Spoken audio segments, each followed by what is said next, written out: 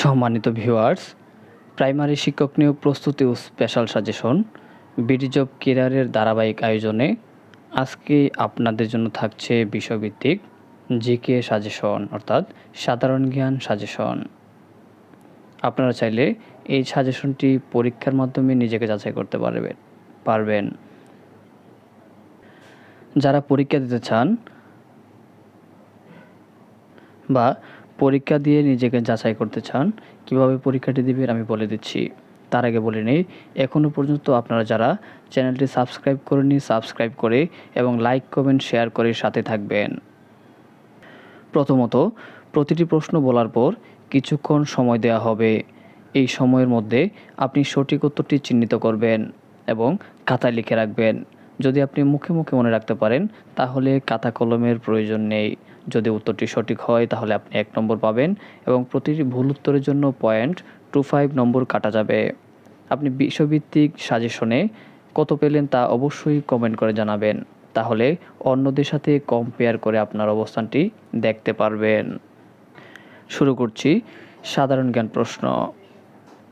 প্রথমেই 61 নং প্রশ্নে 61 নং প্রশ্ন বলা আছে, গুগলের প্যারেন্ট কোম্পানির নাম কি? আমি আবার প্রশ্নটি বলছি, গুগলের প্যারেন্ট কোম্পানির নাম কি? সঠিক উত্তরটি খাতায় লিখে ফেলুন।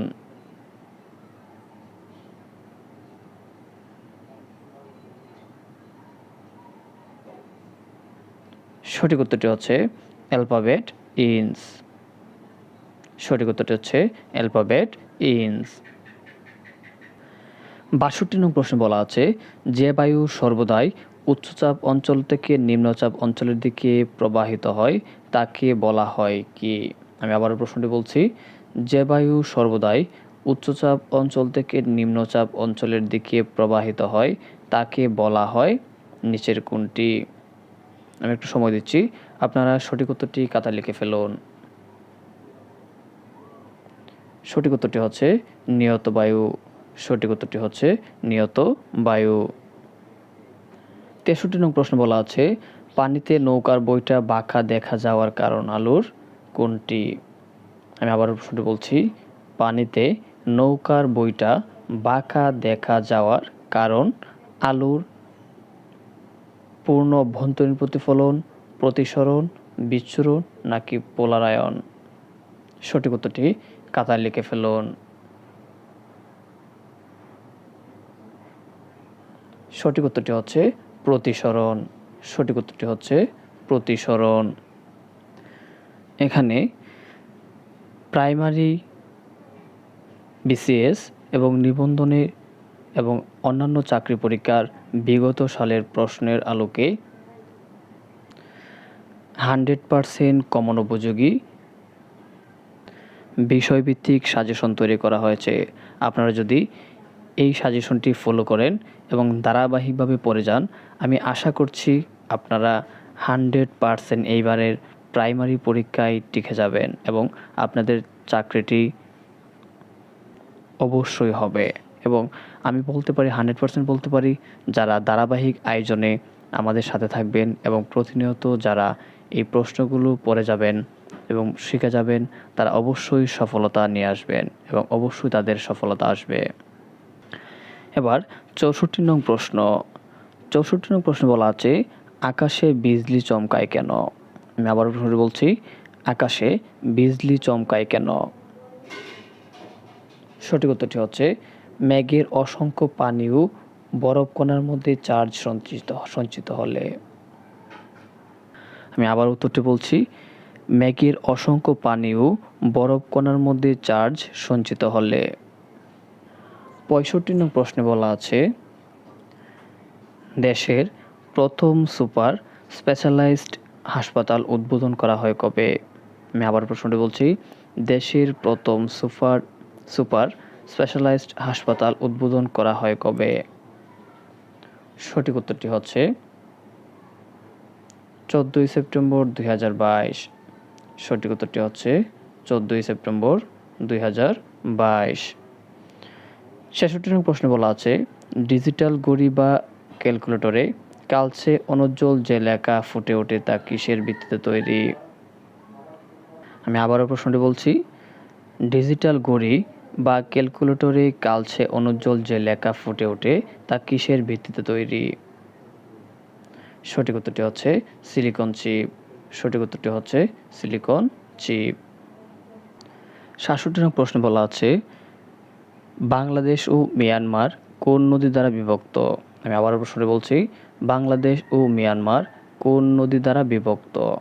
সঠিক উত্তরটি হচ্ছে নাফ। সঠিক উত্তরটি হচ্ছে নাফ। ৬৮ নং প্রশ্ন বলা আছে, ইউটিউবের আবিষ্কারক কে? আমি আবারও প্রশ্নটি বলছি, খুবই গুরুত্বপূর্ণ প্রশ্ন। ইউটিউব এর আবিষ্কারক কে? সঠিক উত্তরটি কথা লিখে ফেলুন।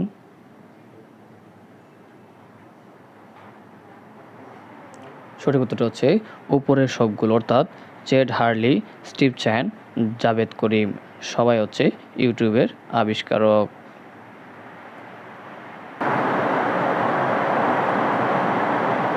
৬৯ নং প্রশ্ন বলা আছে, বাংলা একাডেমি কবে প্রতিষ্ঠিত হয়? আমি আবারও প্রশ্নটি বলছি, বাংলা একাডেমি কবে প্রতিষ্ঠিত হয়? সঠিক উত্তরটি হচ্ছে ১৯৫৫ সালে। সঠিক উত্তরটি হচ্ছে ১৯৫৫ সালে, অর্থাৎ বাংলা একাডেমি প্রতিষ্ঠিত হয় ১৯৫৫ সালে। ৭০ নং প্রশ্ন বলা আছে, কর্কট ক্রান্তি রেখা অতিক্রম করেছে কোন দিকে? অর্থাৎ কর্কট ক্রান্তি রেখা অতিক্রম করেছে কোন দিকে? সঠিক উত্তরটি হচ্ছে বাংলাদেশের মধ্যখান দিয়ে।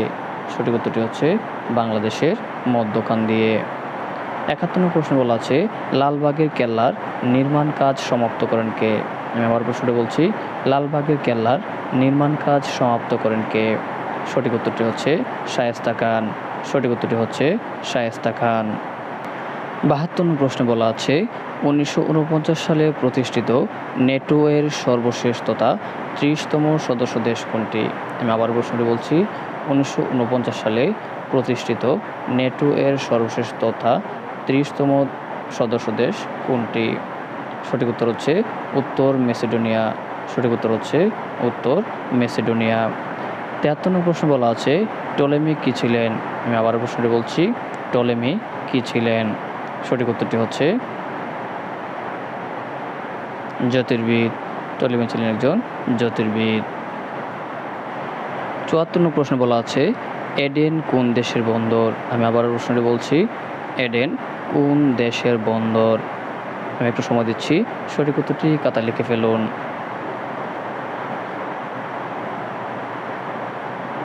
সঠিক উত্তরটি হচ্ছে ইয়েমেনের বন্দর।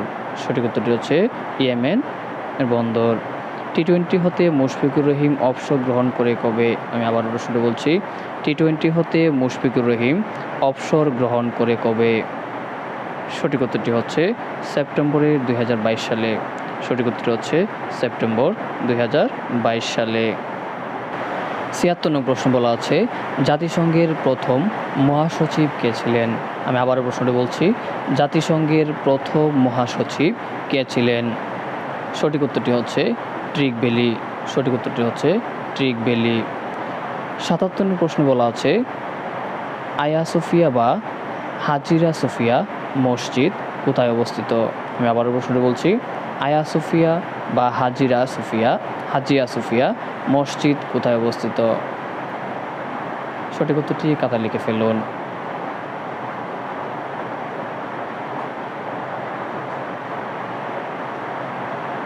সঠিক উত্তরটি হচ্ছে ইস্তানবুল, তুরস্ক। সঠিক উত্তরটি হচ্ছে ইস্তানবুল এবং তুরস্ক।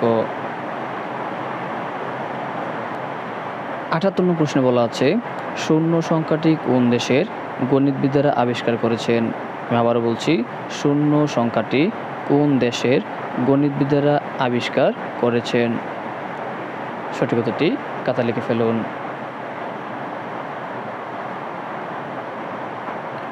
সঠিক উত্তরটি হচ্ছে ভারত। সঠিক উত্তরটি হচ্ছে ভারত।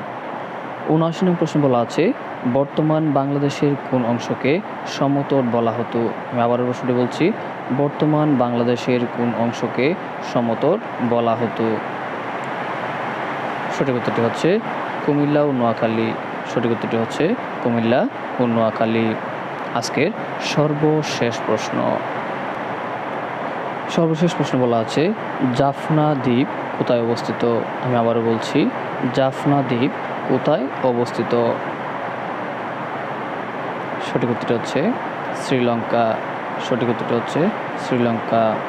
সম্মানিত ভিউয়ার্স, আজ এ পর্যন্তই। আশা করছি আপনাদের কার কোটি সঠিক হয়েছে কমেন্ট করে জানাবেন।